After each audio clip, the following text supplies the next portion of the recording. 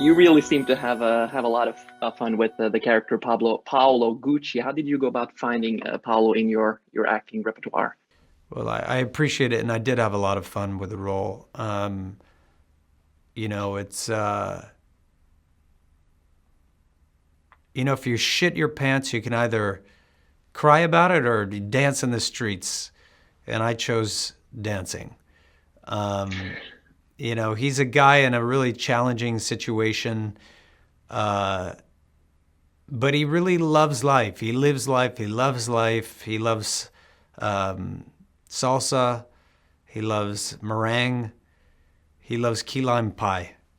And it was an absolute pleasure to step into those satin socks and Gucci loafers. I know you're no stranger to like physical transformations for a movie role. How challenging was the role of Gucci in that regard?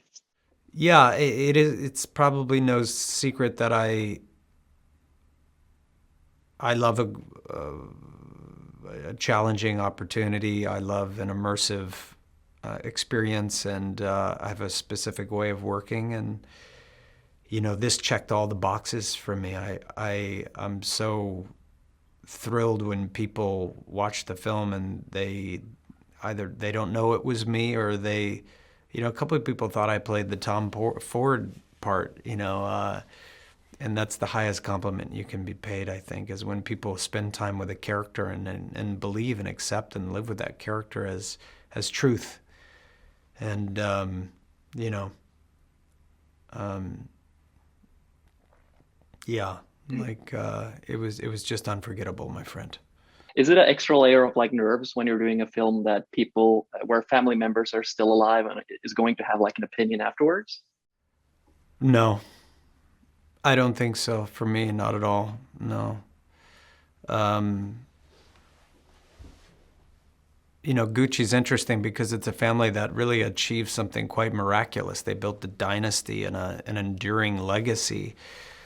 And at the same time, it was a family that was full with conflict and drama, and they were suing each other. And they were talked about for a long time. Gucci is they've been in the press and spoken about, and have books written about them, and there was a fucking murder in the family as well. So once that happens, it's probably understandable that there may be some public interest, or it's a family worth examining.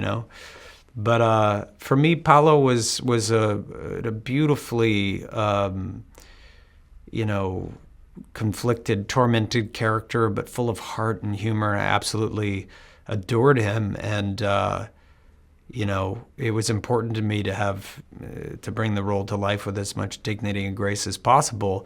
He's not a perfect person. He's a wild person, eccentric, and but again, the movie's an impression. It's not a painting. It's not a documentary. It's really just an idea of something.